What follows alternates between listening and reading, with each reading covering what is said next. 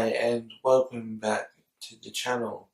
Today I have a computer in front of me, as I generally always do, but this time it's not for a script, it is for reading articles that I'm going to discuss in this video. And this video is essentially about Globelamp, an indie artist who's also known as Elizabeth Lefay.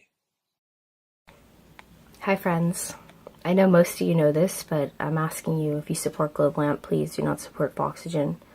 The reason why I'm making this video is because a long-time fan of mine wrote to me about it in the comments, and I said that it sounded like something that was down my alley and I would check it out, and I have, and I am making a video about it.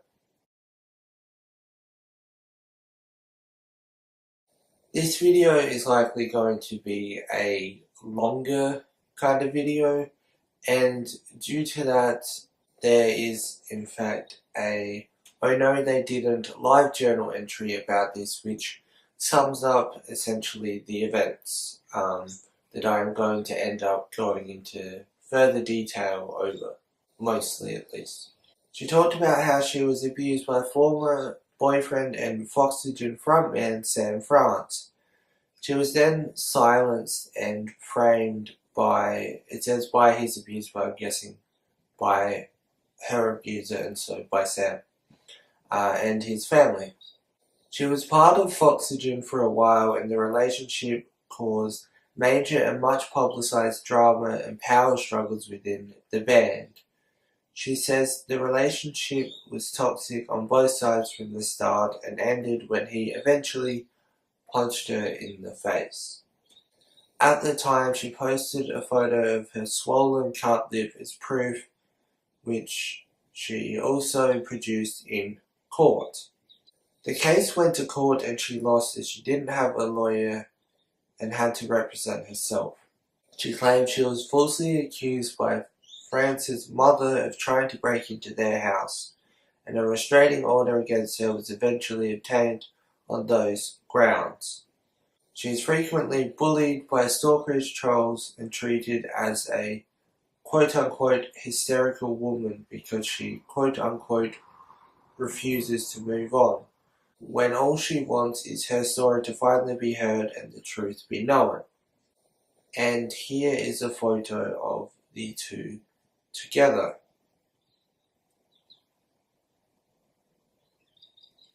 In mid to late 2016, she got in a feud with Sean Lennon after she asked him to share her story weeks prior, while she was protesting against Foxygen playing Desert Days Festival. He was dismissive, saying, "I know if Jimi Hendrix had slapped his girlfriend, boycotting all Woodstock would be ridiculous," calling her quote-unquote crazy, and eventually saying inane defensive things like mansplaining is reverse sexism. She eventually publicly shared one of his DMs, which angered him. He ended the feud with an Instagram post with a picture of himself and his mother, Yoko, and a rather childish comment as his last comeback. She spoke about how she's been systematically silenced by the industry, calls out a lot of self-proclaimed feminists and former friends' hypocrisy for refusing to share her story and give her a voice. Talks about her album The Orange Glow, an autobiographical psych folk record. There's also a Wikipedia about Globelamp, but that doesn't really offer anything additional except that her real name is Elizabeth Gomez and her birthday, and yeah, that's about it.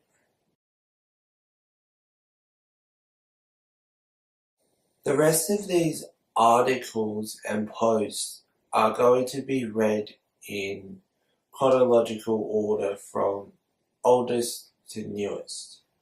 And we start with the Pitchfork article from July 25, 2013 that says Foxygen turmoil exposed in blog post but band not breaking up.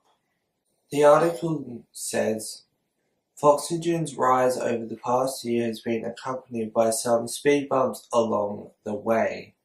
Today, former touring member Elizabeth Faye shared a revealing post on Tumblr giving her take on drama the group has dealt with since she began performing with them in September 2012. Now, before we go on, I just want to quickly state that I've listened to both Foxygen and Globelamp's music because I wanted to listen to their music, so I'm not just like, well, here's a bunch of articles about them, never listened to them, whatever. I have actually listened to them now, and I enjoy both of their music, probably Globelamp's more. Faye's post details her move from the Olympia WA house show scene to life on the road with Foxygen, and ultimately focuses on a divide in the band, specifically between core members Sam France, who is Faye's boyfriend, or was at the time this was written, and Jonathan Rado. It was strange meeting Rado and knowing they were supposed to be a duo, but there was no friendship at all, she writes, just contracts that needed to be fulfilled. Faye writes, at the end of the UMO tour, Rado and Sean blamed all the problems in Foxygen on me. I was the perfect scapegoat, the only girl, a new member, a loud opinionated female. Rado said things like I was unprofessional, which is just a joke. I am unprofessional while Sean Fleming was/is hitting on teenage girls all the time online.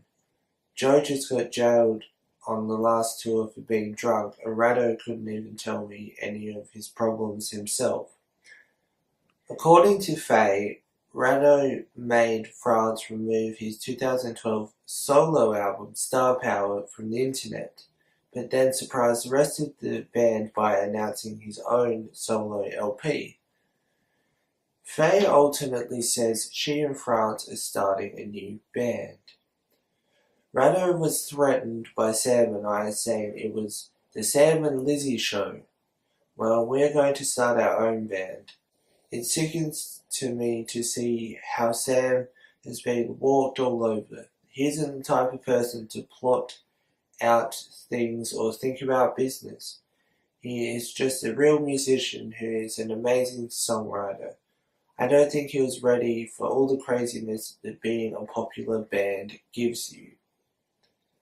Hopefully Sam and Rado can learn how to compromise and be good friends again. I'd even try to be Rado's friend again if he genuinely cared or was sorry, but he isn't.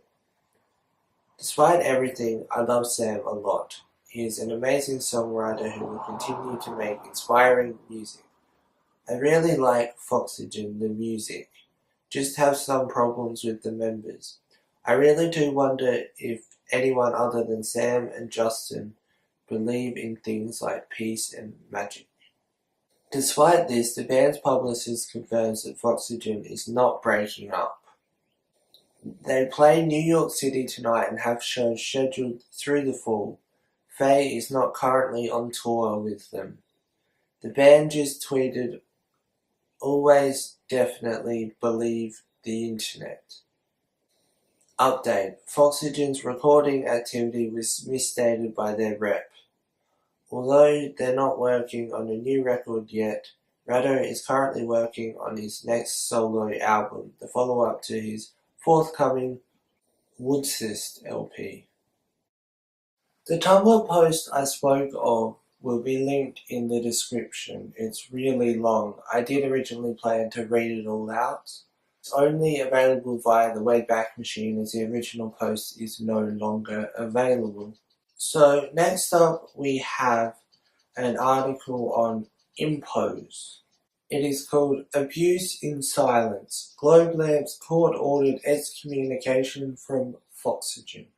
In 2013, Elizabeth LeFay was known on the internet as a Yoko, referring to the misogynistic portrayal of Yoko Ono as responsible for the Beatles' breakup.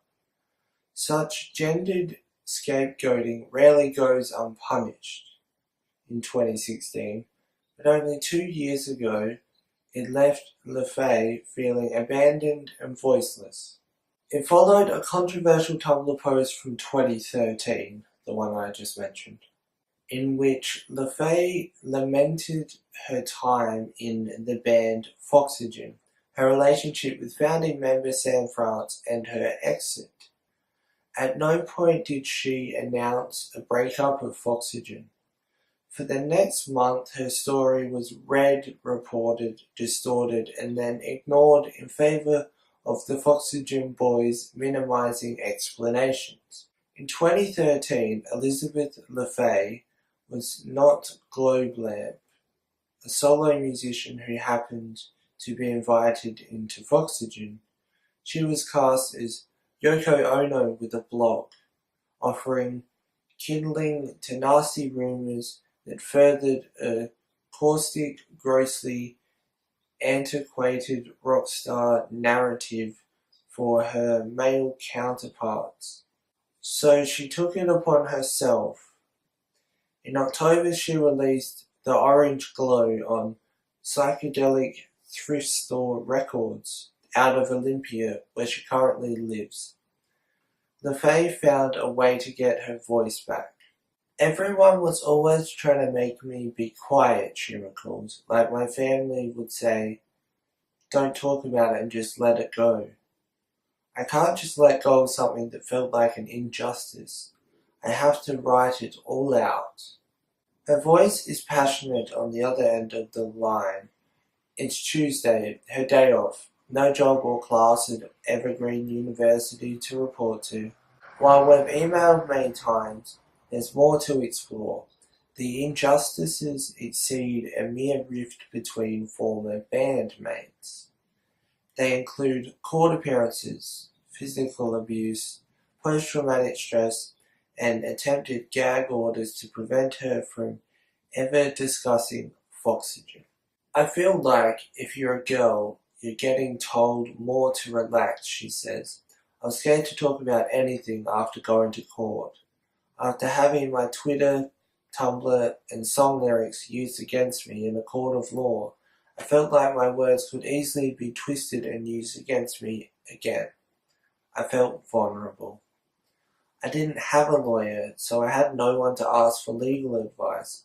I posted a picture of the restraining order months ago, which I am legally allowed to do, and within a few hours the LAPD called me saying someone had filed a complaint against me. All I want is for people to hear my story and learn to have the strength to tell theirs too. I stand for equality and non-violence. This is more about my freedom of speech than my relationship problems. It all began very harmlessly. In August of 2012, Sam France emailed LaFay out of the blue and professed his admiration for Globelamp. They had mutual friends in Olympia. Both artists grew up in Southern California.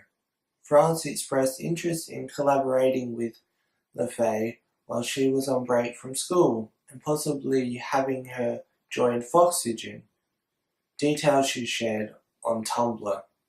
The email that would change her life came August 31, 2012, a day before her flight back to Evergreen College. The day before my flight, I got a frantic email from Sam saying how he knew I was leaving the next day and how he was bummed we never got together and hung out. He told me he was going to shoot a music video in the next few days and that he really wanted Globelamp in it. I told him I'd already bought my plane ticket and didn't have the money to buy a new one. The idea of doing the video sounded fun, but I had no money and also had never even really met Sam before. I couldn't even put a face to his name because when I googled Foxygen, all that came up was one picture and I didn't know which one was Sam. He told me he would reimburse me for my ticket and buy me a new one. I didn't really believe him, but when he did it an hour later my plans changed for good. It was surreal. Invited into Foxygen's fantastic vintage dream world, LaFay and France travelled to the Madonna Inn to shoot the San Francisco video. In it, she's an abandoned lover, depicted inverted on a plush pink carpet while France appears vertically, overwhelmed by his recording gear. He sings "I left my lover in San Francisco" and then reaches the mic towards LaFay, who responds, "That's okay, I was bored anyway." The chemistry seems there, but that could be the allure of the Madonna. Whimsical enchantment in the resort's forte. That's okay.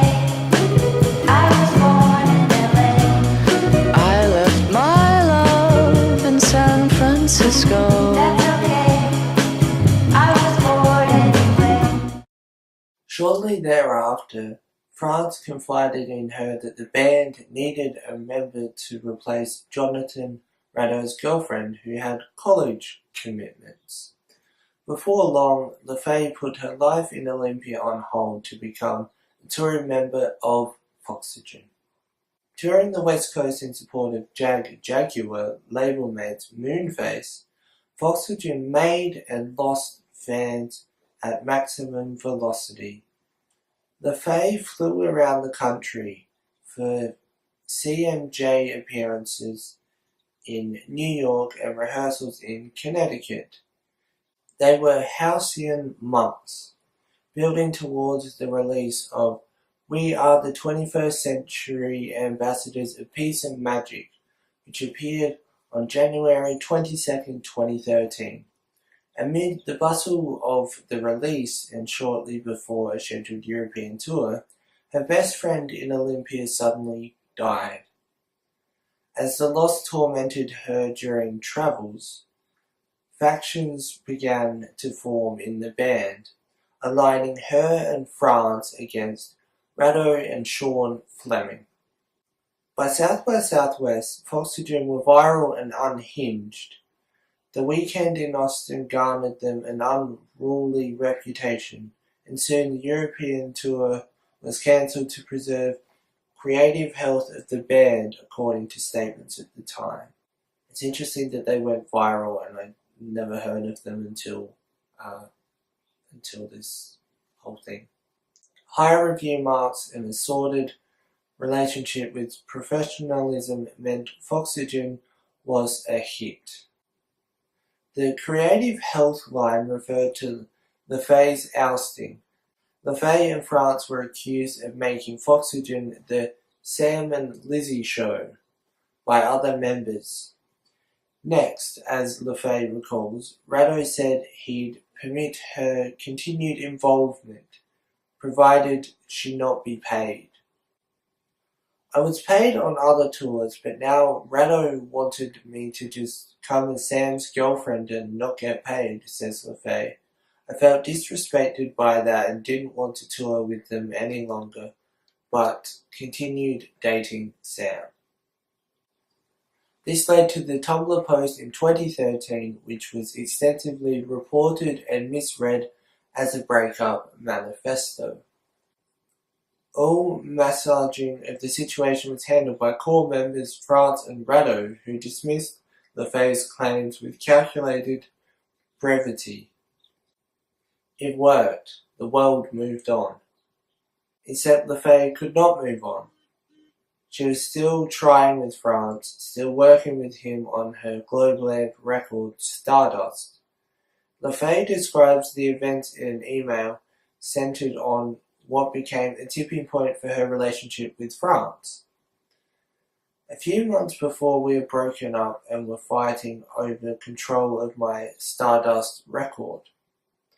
We had been working on it together. I wrote the songs and he co-produced and played/sang on it.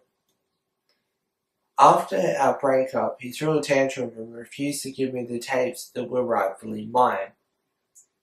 In October 2013, LaFay and France officially broke up. He eventually relinquished her recordings, Months later, she also received a 32-page restraining order that prohibited her from encountering France's entire family, both parents and siblings, until January 22nd, 2019. In court, she chose to represent herself. She remembers the proceedings as a witch hunt. France's lawyer even tried the lyrics as evidence approach the prosecutors often wield against defendants who rap. They made me read some lyrics from my song Daddy's Gone that I had tweeted, she says. They were trying to make it seem like I broke into their house. It doesn't matter if you lock your door. It doesn't matter if you don't want more. You shouldn't have let me in.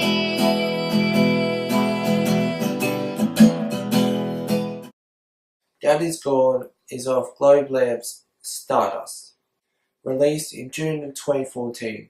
The lyrics in question are, "It doesn't matter if you lock your door, it doesn't matter if you don't want more. You shouldn't have let me in."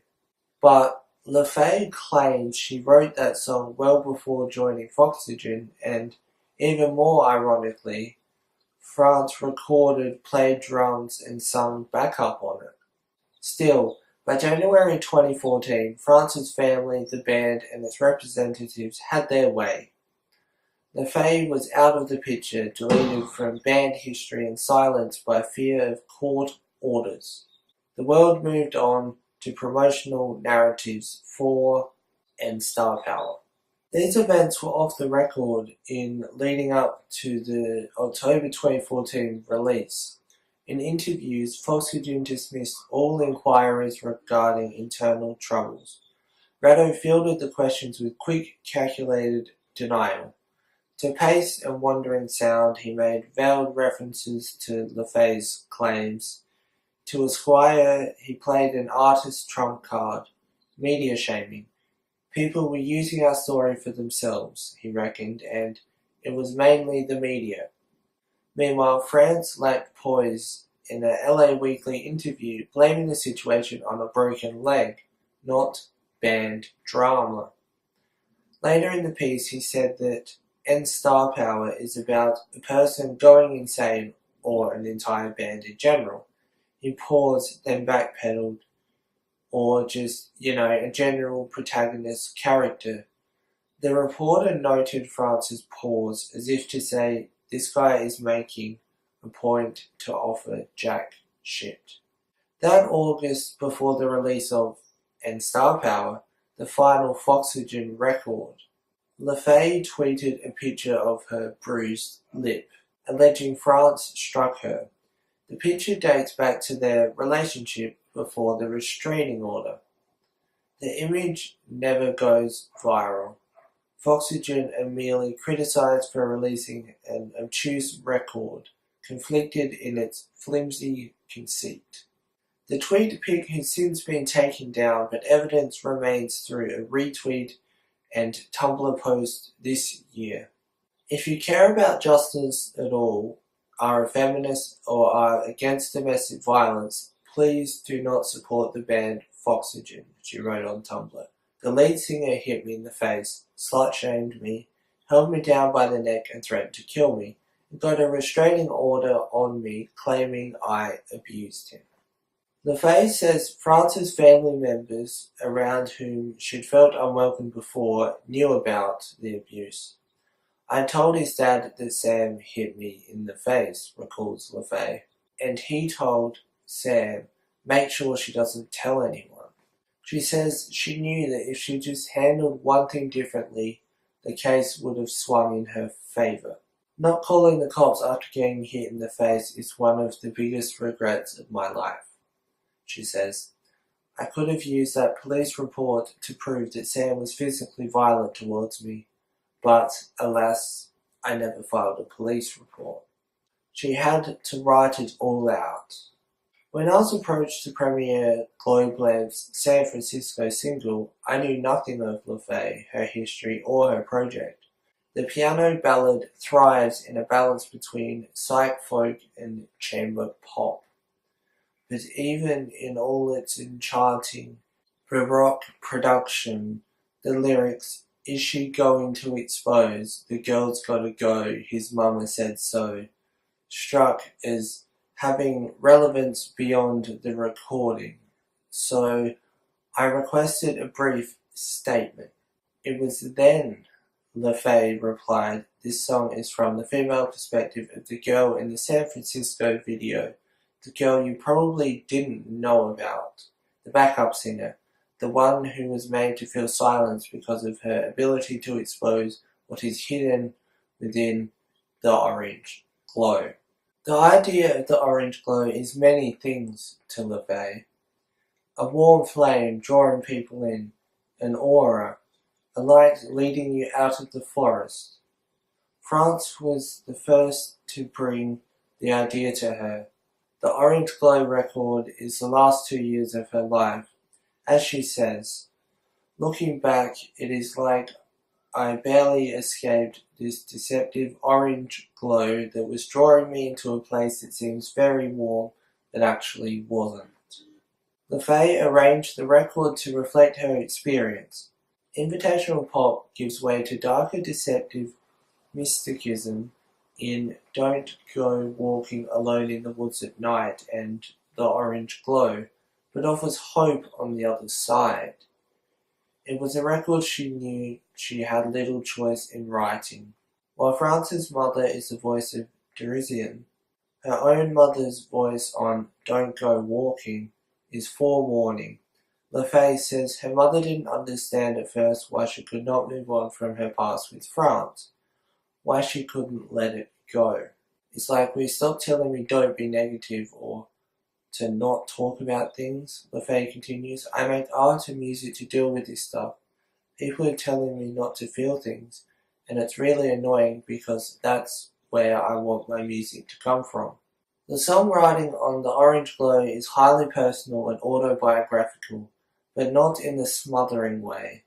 Songs like "Washington Moon" could chart in coffee shops up and down the West Coast, while the negative is about her late roommate, whose last words to LaFay involve spiritual advice. "Buy an onyx rock." The record honors a loved one as much as it cherishes messages sent by the universe, while much of the record picks up the pieces of her troubled years. The utility of her catharsis is never instantly gratifying.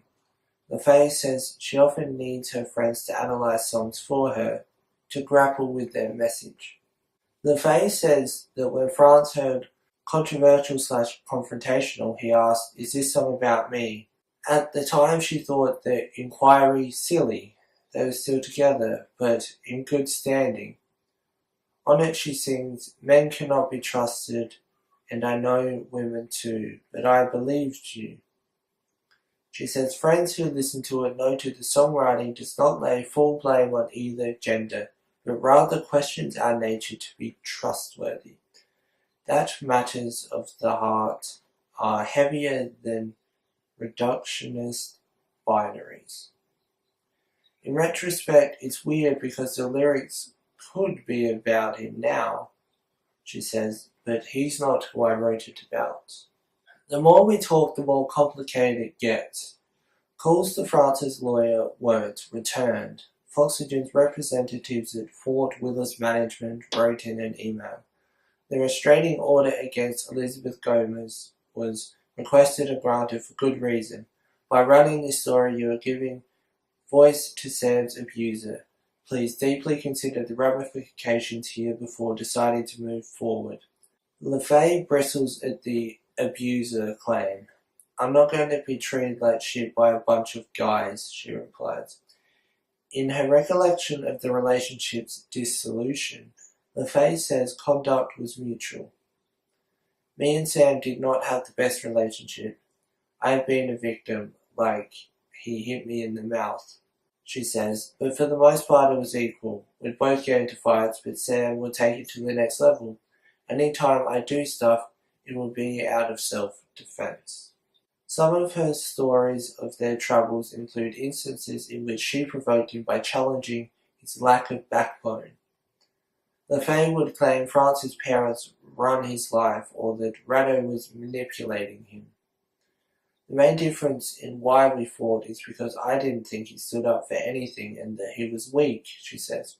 I have sympathy, but I feel bad he can't escape that. She went on to talk about the case. They were trying to frame me as an abuser. The thing is, they can say all they want. The judge didn't grant the restraining order because of that, she says. The judge did it because his mum lied when his mum said that I tried to break into France's house. When I asked why, she says there were instances that could be mistaken for stalking or breaking and entering. After they'd split, LaFay was at an Of Montreal show in Los Angeles. While hanging out with the band, a member brought up France and then asked her to give him a present, she recalls. LaFay obliged and drove into his home later that night, but he was out with friends. She said she called him first, received no answer, then looked around the house to see if anyone was home. Instead of leaving immediately, she ate a snack in her car outside their house. Another time, she was invited to France's house for a Halloween party. In court, it was described as a visit without invitation, an intrusion. LaFay's account differed. I told the judge I picked up France at his parents' house because he was really bored at their party, she says. We had sex in my car and I dropped him off back at his house. That she asserts didn't please France's family. They wanted to find anything to try and frame me. As for not calling the cops to report France's abuse, LaFay says no one ever educated her on what to do in those situations. Further, she never thought she'd date a dick enough of a guy, LaFay says. I always thought I was going to be a girl like that. When I was younger, I could never understand how a girl could be with a guy like that. So I was letting myself down too. Like, wow, I'm weak, I'm pathetic. The girl's gotta go. His mother says so. The maternal presence in Globelamp's San Francisco is not a poetic exaggeration. LaFay took many issues with Miss France, claiming that she lorded over his life too much and possessed the password to his email. It was after criticizing France's mother that he once laid her down and threatened her life unless she stopped, she says. LaFay feels these accounts did not carry weight in court because she chose to represent herself. She says France never had to speak in court, that his family had the money and therefore the power. On the phone, LaFay asks, do you know that book, The Scarlet Letter? I feel like I have to wear this shame thing and be silenced, while the other person gets to run around free and get everything they want, she says. If someone knows about it, they are more quick to say I'm crazy or something. People use it against you when it has nothing to do with them. There was one more article that I was going to read you about the Orange Glow album, but I feel that after reading that entire article to you that you kind of, I suppose, get it. One last thing I am going to mention is that Medium posted in May 14, 2017 that she was harassed on her Wikipedia page. Someone edited her Wikipedia page to say something very derogatory, I think is the word, about her and her relationship with France. Links to all the articles and such I've read will be in the description below. It's not very often I record additional footage. I've finished the initial edit of the video, but I'm wanting to add more. I was going to do a second part and I still might, but I thought I should just double check Globelamp's YouTube channel. Many of these videos mentioned from her channel in particular are from 2017/2018. She herself has a playlist from when she was in Foxygen. There is 2 parts of an interview from when she was in Foxygen, and they're both provided by Napster. In this one, they talk about their favourite album. I like the high energy in it, all the high energy. very tribal drum beats. Everyone's So tribal. the vocals are really Awesome. dramatic. There's a lot of Sometimes you don't know if vocals. it's a joke or not. That's why. Dynamic It's singer. It's not a Great joke. backup Lots of singers food, about lots of 13. food. Good, good. It's about always food, good snack, creative, good snack love album. food. Rusty Very Definitely good. a good snack Because album. they Rusty appreciate did a it. lot. And in this one, they talk about their influences and such. We've been playing together for a year, but also many more years in different incarnations.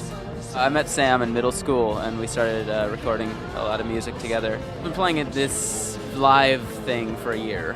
I wish I'd written White Rabbit by Jefferson Airplane. There is also footage of them performing live together, and here's a clip of that. I left my love in San Francisco. I left my love in Philly.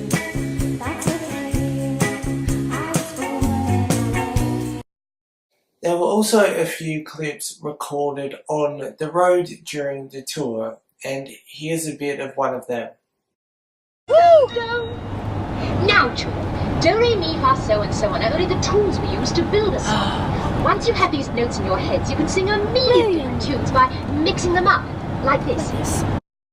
Things went a bit south at South by Southwest in this clip from 2013. Feelings to you fucking people. Who said that? Come on the fucking stage and talk to me about it, you fucking coward. Come here. It also seems that Foxygen's record label followed at least one hate account directed towards Elizabeth. This random Twitter, Globelamp is Trump. I don't know, some random hater. They had 2 followers, okay? One of them was frickin' Jaguar right there.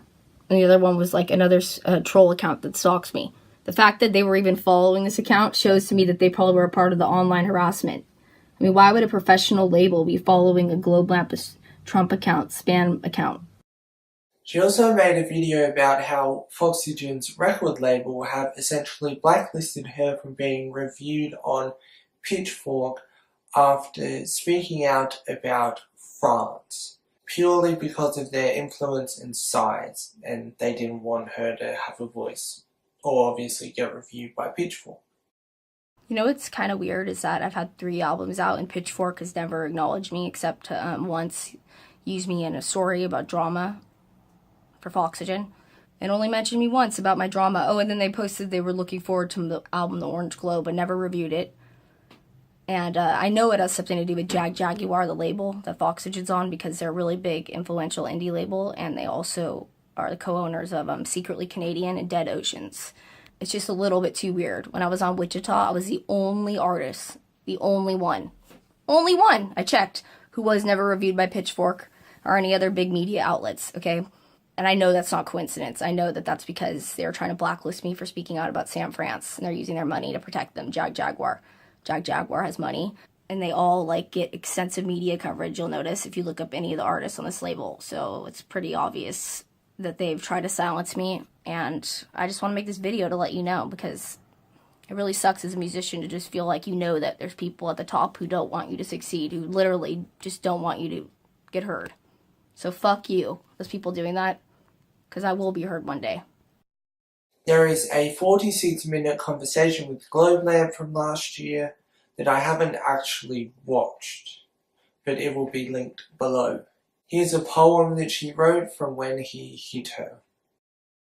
It says June 29th, 2013. It's a poem I wrote about what happened to me with Sam. You scream out that I don't love you after waking from a deep sleep. I'm sick of getting clumped into the mass of your problems. You are the law, I am the criminal, crossing the line. You are the streets and I am the car using wheels. Everyone is wondering, are you okay?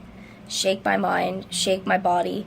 I sit here numb as you ask me what you should do when I have no idea what I'm doing myself. I've got a busted bottom lip from morning anger from something I said weeks ago, months ago, lifetimes ago. Here's a clip from a video about Sean Lennon. I was not mad Sean Lennon didn't share my story. I sent it to him like 3 weeks before he told me not to have a protest. He didn't share it, and I didn't care at all. Sure, it kind of bothered me. I did care, but I didn't say anything to him. I wasn't rude to him. I still followed him and didn't unfollow him or anything. Nylon also retracted an article about her. Here's a brief explanation by her, and then I'll read the article to you. This features the photo of the cut lip, but it will not be shown. A few years ago, Nylon magazine wrote an article about me. They published this article after the author Laura Stewart has talked to me for like 2 hours on the phone about how I protested Desert Days, the festival. So we had a long conversation, and the next day the article was up. A lot of people shared it, and the next thing I knew, the article was just taken offline, and it was never explained to me why. Nylon never gave me a reason. The writer never gave me a reason. It was just completely taken offline. This was saved by herself on Tumblr, and the caption for the post reads, "Sadly, Nylon magazine deleted my article about the right to protest and what happened with me in Foxygen and my online fight with Sean Lennon. I wonder which camp threatened Nylon, Sean Lennon or Foxygen. I am so mad that Nylon posted the article to just take it down. It is so unprofessional. They shouldn't have posted it in the first place if they were just going to retract it. I feel even more silence now." Elizabeth LaFay didn't expect 140 characters to be so loaded. Given social media metrics, the 27-year-old knew it was likely that only a handful of her almost 3,000 Twitter or 8,000 plus Instagram followers would even see her call to protest Desert Days, a popular psych festival held every year in Joshua Tree, California. It wasn't the first time that LaFay had used social media to speak out against Foxygen. Back in 2013, when she had only started making music under the name Globelamp, she was a member of the group. After exiting in the wake of a controversial Tumblr post in which she called into question the toxic environment she had endured while with the band, she revealed that band member and ex-boyfriend Sam France hit her during an argument, knocking out several of her teeth. This is where, by LaFay's own estimate, things started getting complicated. France retaliated with a restraining order and court hearing. LaFay opted to represent herself. Confused when the court trotted out lyrics she had written before she had even joined the group. She feels like she fumbled the case, and a gag order was quickly put in place in addition to the already extensive restraining order. Foxygen will go on to release their sophomore album and write her out of the group's history. Yes, this does sound like other articles I've read throughout the video, but with this article there is also additional story, essentially. Faye laughs ruefully when she recounts this. Her mistakes are obvious now. She should have sought legal representation. The final time she was slapped wasn't France's first act of physical violence. She should have concentrated on creating a paper trail rather than being so quick to forgive. You never think about it because you never think you're going to be dating someone like that, she says. That's a big regret of mine. If someone touches you, file a police report. She acknowledges that because she has a legal strike against her, public opinion isn't very forgiving. People say to me online and on Twitter, well, you didn't win the court case, so you're wrong, she admits. People don't win in court cases all the time. Look at the cops killing people and getting off. Look at Brock Turner, who raped a girl and got 3 months. The system isn't a great example of where we need to be, morally. The tweet calling for a boycott of Desert Days, one of LaFay's many attempts to reclaim her narrative over the last 3 years, might have gone unnoticed if it wasn't for Sean Lennon.